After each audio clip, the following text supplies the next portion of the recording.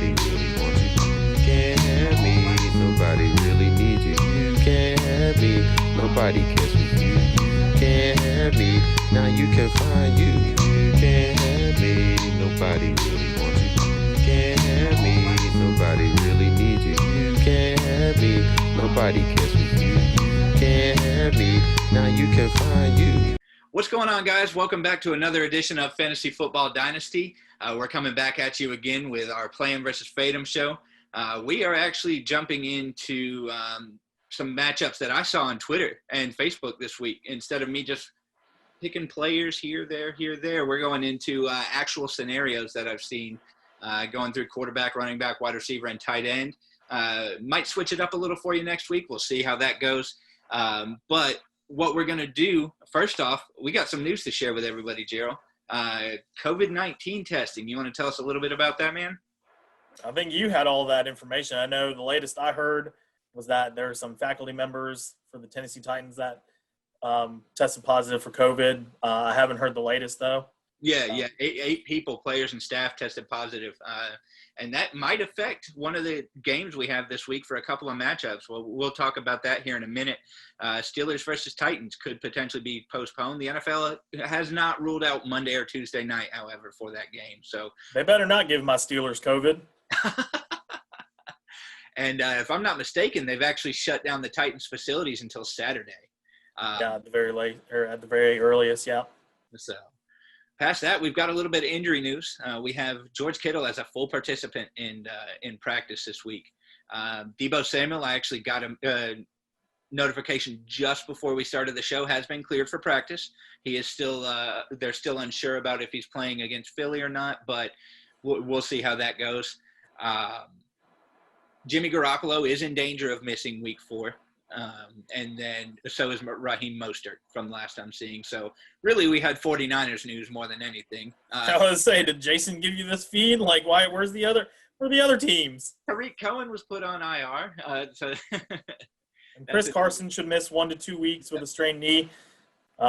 Really ugly tackle there. Hopefully that guy gets fined or suspended or something. Yeah.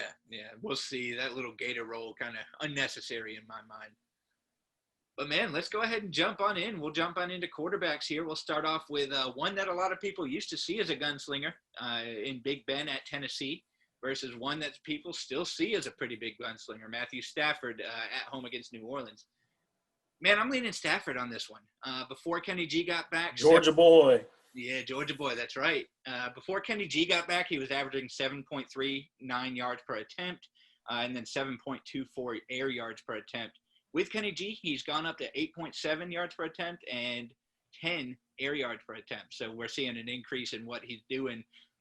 So getting Kenny G back has really kind of bolstered Stafford for me, and I'm taking him this week.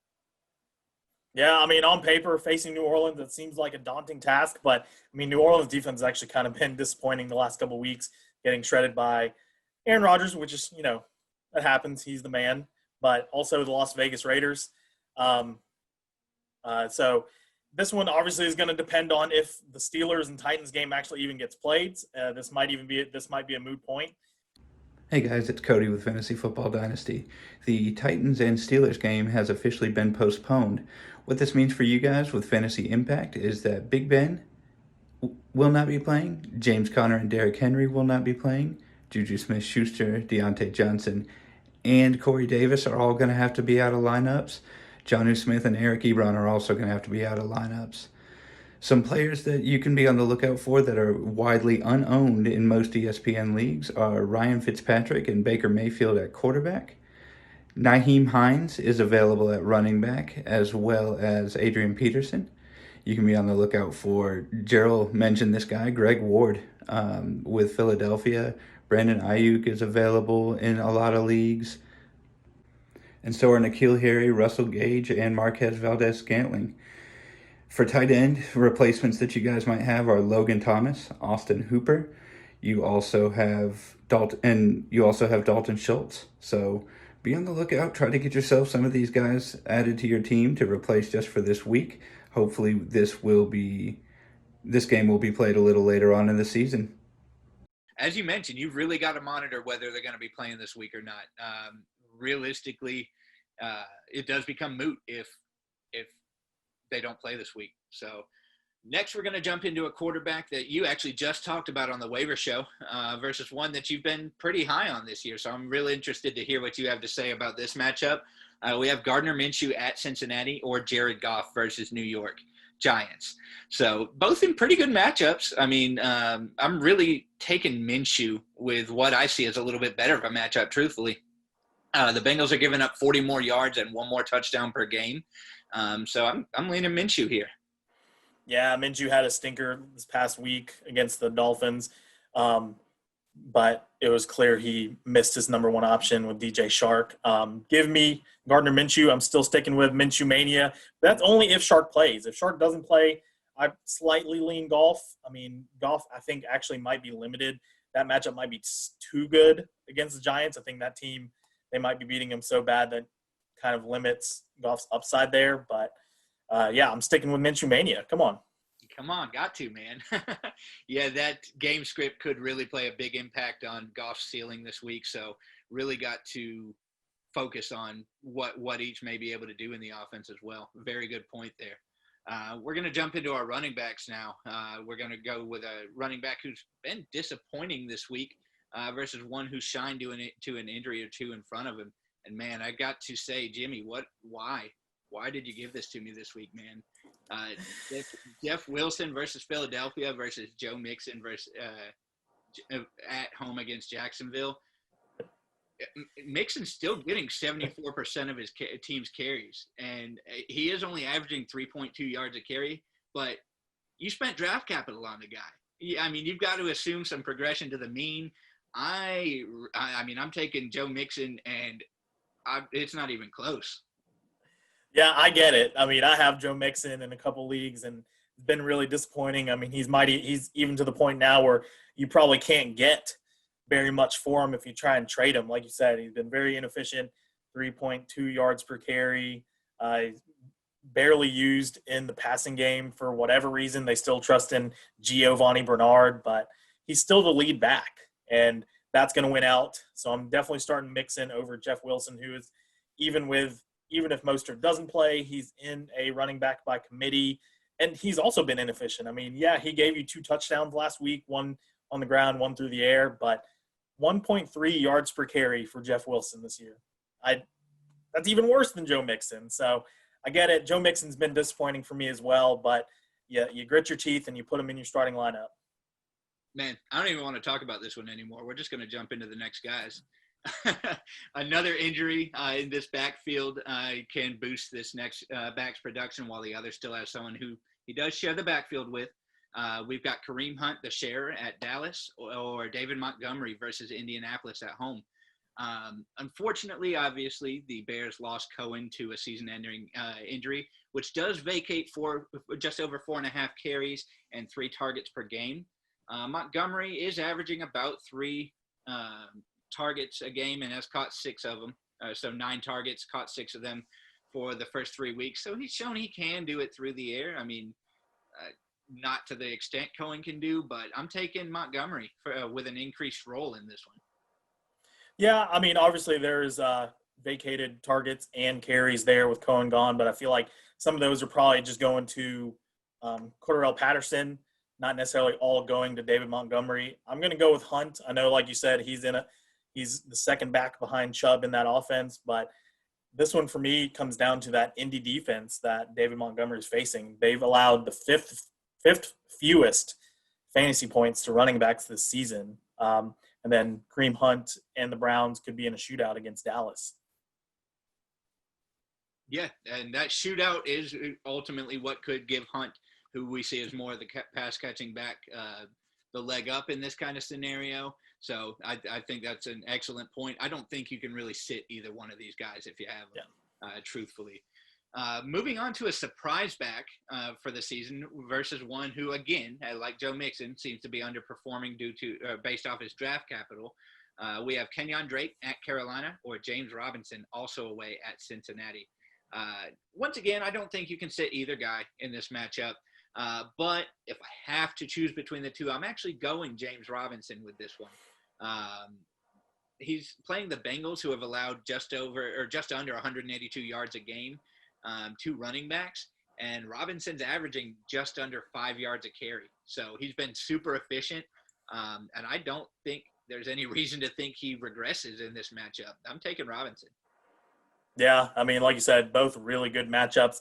Bengals giving up the 6th most fantasy points to running backs on the season. I called for Kenyon Drake to kind of break out last week. He was one of my value plays, and it could happen here at Carolina. I do lean Robinson, so I'm with you, but like you said, you're definitely starting both. One little tidbit that works in Kenyon Drake's favor, though. Carolina this year has given up 7 rushing touchdowns to Josh Jacobs, Leonard Fournette, Ronald Jones, and Austin Eckler. Cody, do you know how many rushing touchdowns those 4 running backs have outside of their games against Carolina? I know 1 or 2 of them, but how many? 0. Ooh. So Carolina's just as good a matchup for Kenyon Drake as Cincinnati is for James Robinson. Like you said, start both if you got them. But I'm with you. I lean Robinson a little bit. Yeah, another one of those again. Where feeding the hot hand kind of thing. Exactly. And again, another one of those, you got to start them. Start them both, unless you're just playing in either an 8-man league or your team is just super stacked. Next one, another one that was a little bit of a head scratcher for us. I mean, I personally see this one as not even close. You and I talked about it a little bit even before our pre-production show, or our pre-production there.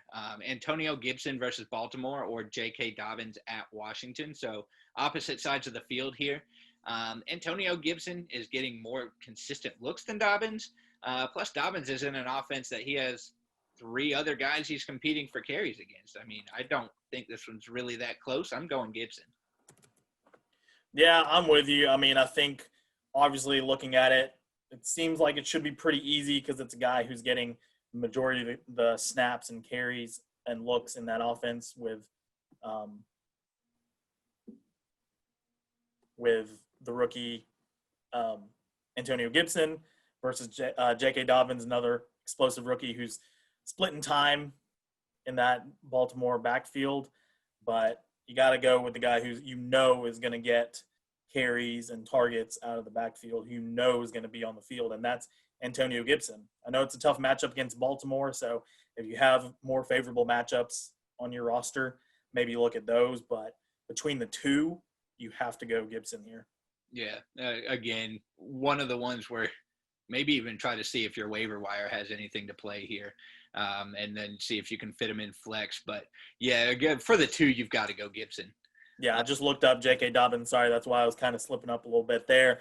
J.K. Dobbins' snap counts on the season. He hasn't been on the field for more than half of the Ravens' snaps. So, where Antonio Gibson's in the 60s and 70s week in and week out. Pretty clear cut for sure. The next one we're going to go to is actually a conundrum that I have, and I've actually narrowed it down to starting one of the 2 in my flex. I have A.J. Green versus Jacksonville, or John Brown at Las Vegas. A.J. Green's still getting 9 targets a game on average and has a pretty good rapport with Burrow, albeit he's not catching what Burrow's throwing to him that well. Brown is seeing 3 fewer targets a game, and I'm going to take the opportunity here. I'm probably going to look elsewhere, but between these 2, I would have to take the opportunity and go A.J. Green here. Yeah, again, I mean, another Bengal that's been disappointing.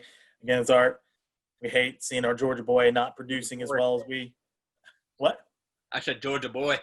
Georgia boy, yeah, we hate to see him not producing as much as we want him to, but he's still, like you said, getting plenty of targets. He's on pace for 149 targets on the season. He just has to get more receptions and hopefully a few more touchdowns in there. Again, this one might be moot for you, especially if John Brown can't go. He is hampering it with being hampered by a calf injury that he suffered in the second half of that game against the Rams. So that's something for you to monitor. But I think I'm with you, leaning A.J. Green there, even if John Brown is healthy. Yeah, and once again, I'm probably catching the waiver wire here, seeing what I can find there, see if I can pick anybody up specifically, just to see if there's any better options out there. If you saw my show, there's a lot of options out there. Oh, yeah. Ayuk, I think is how you pronounce his name, Justin Jefferson. Ayuk. Ayuk, Justin Jefferson. I'm probably going to see if either one of those are available. The next one, another matchup where I'm probably going to be looking for waiver wire because this looks like it must either be a deeper league or people just love them some wide receivers. We have Curtis Samuel versus Arizona or Hunter Renfrow also at home versus Buffalo. I mean, I flipped a coin to decide who I was going with here, man. But no, I'm going Hunter Renfrow between the two. The Bills have allowed the third most passing yards so far this year, along with 5 touchdowns through the air. Renfrow's receptions and yards have increased each week, so I'm going to lean Renfrow here. Yeah, I mean, I think you said it best leading up to this one. I mean, if there's some other waiver wire options available, some of those rookies that broke out this past week, I mean, look their way. You know, even Greg Ward is a name that I didn't mention on the waiver wire show. Between the two, again, these are number 3 options at best in their offenses. I'd lean Hunter Renfrow just because of the injuries to the rookies, Henry Ruggs and Bryan Edwards. Yeah, injuries have played a pretty big role in a lot of what we've talked about this year, unfortunately. So got to kind of monitor those, and I like that take. Next is a battle of young bucks here. We have CeeDee Lamb versus Cleveland or Allen Lazard also at home versus Atlanta. And I think I just said exactly who we're going for because of that matchup against Atlanta, or at least who I'm going for. I'm going Allen Lazard. Lamb has been consistent, but Atlanta's defense has been consistently not good. If you throw in that Adams has been dealing with an injury as well, and that Lamb is the number 3 in that offense anyway, that it gives Lazard the edge for me in this matchup. Yeah, I think Adams is the key here. Again, like we've always said, key offensive players against that Atlanta defense must start. But this one for me is going to depend on Adams because if Adams there, Lazard potentially has a ceiling there where Lamb, he's been very consistent every week so far this year, at least 6 targets, at least 5 receptions, at least 59 yards receiving. So, what's that in PPR leagues? Double digits, at least. And you definitely look at a ceiling versus floor philosophy here and really got to go with which one you feel greater about. Next, we're going to go to a couple of secondary options in higher-powered offenses. We've got Brandon Cooks versus Minnesota or Sammy Watkins versus New England, both at home. Brandon Cooks, 12.2 yards per reception to Sammy Watkins, 10.5 yards per reception. And he's only got 2 fewer targets. Watkins did miss a little time against my Chargers with that hit that even I think was dirty, truthfully. But I do like Cooks' matchup this week a little better, and I'm going to lean Cooks. Yeah, I'm with you. Cooks and Deshaun Watson seem to be building that rapport that they couldn't, with the shortened offseason and no preseason games. So it does seem like they're getting on the same page, and he does have an easier matchup. I mean, I know it's the Chiefs and it's a high-powered offense, but they are going up against a tough Patriots secondary. And while Cooks is going up against the Minnesota Vikings, who've allowed 5 wide receivers already on the season to score at least 11.9 fantasy points. So I like Cooks. Definitely one that they both have the potential to kind of produce there. Neither one are terrible when you're going to look at it, but I feel, again, we've got to lean Cooks there. Next, we're going to jump into one. If you had told me that this was going to be a start-sit decision prior to the season starting, I would have thought you were either in a 30-team league or that you were crazy. We have Dalton Schultz versus Cleveland or Mo Ali-Cox at Chicago. Schultz is averaging 6 targets, 4 receptions per game this year. That's even including the time that Jarwin was still there, albeit that was week 1. But he does have the better matchup against the Browns. The Browns allowed 22.8 fantasy points to Andrews week 1 and 25.3 to C.J. Uzomah and Drew Sample combined in week 2. So I'm taking Schultz in this one. Yeah, I mean, like you said, Schultz has the better matchup. The Browns rank 29th in the NFL against tight ends. They've given up the 3rd most receptions and the 8th most receiving yards to tight ends. So Schultz definitely has the better matchup here. But watch out for Mo Ali-Cox. I mean, I think Michael Pittman also is going to miss some time with surgery. So even with Jack Doyle back last week, Mo Ali-Cox still produced a decent stat line. So watch out for Mo Ali-Cox as well. Let us know what you think about what we said. We're going to be looking for more matchups for next week. We'll see what you guys have for us. Hopefully you continue to produce good stuff. Not you, Jimmy. We'll move on here to our shout-outs for the week. Man, I want to talk about my guy Alex over with Fantasy Football Hustler. They are on all the major platforms for podcasts. Alex has been helpful. I've actually just been talking to him over the past couple of days, and he's been really giving me a lot of good stuff on the industry and within the community itself. So shout out to you, Alex. Go check him out, Fantasy Football Hustler. They can find him on Twitter at FF Hustler 420. All right, make sure you give him that. They can't follow him unless they know what the Twitter handle is. Yeah. My guy, go ahead and follow Matthew McCarthy, one of my favorite guys to interact with on Twitter. You can find him at Mathodical, MATTHODICAL 1. Find him on Twitter. I love his takes on stuff, and I think he's a fellow Falcons fan. Or at least he doesn't hate the Falcons. So I love seeing his content that he puts out there. I saw he was actually one of the top guys as far as weekly rankings for week 2. So, I mean, he knows his stuff. Definitely give him a follow. I like it, man. I like it. And as always, guys, you can follow us on Facebook at Fantasy Football Dynasty, on Twitter and Instagram at FF Dynasty 1. Our producer, Jason, can be found at UnsportsmanBigJ. Gerald can be found and that's on Twitter. Gerald can be found on Twitter at GeraldFFDynasty1. Me at CodyFFDynasty1, and Casey at FF_Casey. Guys, hope you have a great week in fantasy. Thank you again for joining us with Fantasy Football Dynasty, where we're trying to help you build your dynasty. It leeches, it preaches, it teaches while listening. You know it, you know me. I'm leeching while teaching. You see it, you know it. How you play me, I play fit, I play sit, I play stay, I play still, I play knit. I stitch it, I feel it. Reverse order, but play sit and listen to reaching while reaching is still lit. Pay attention. Yeah.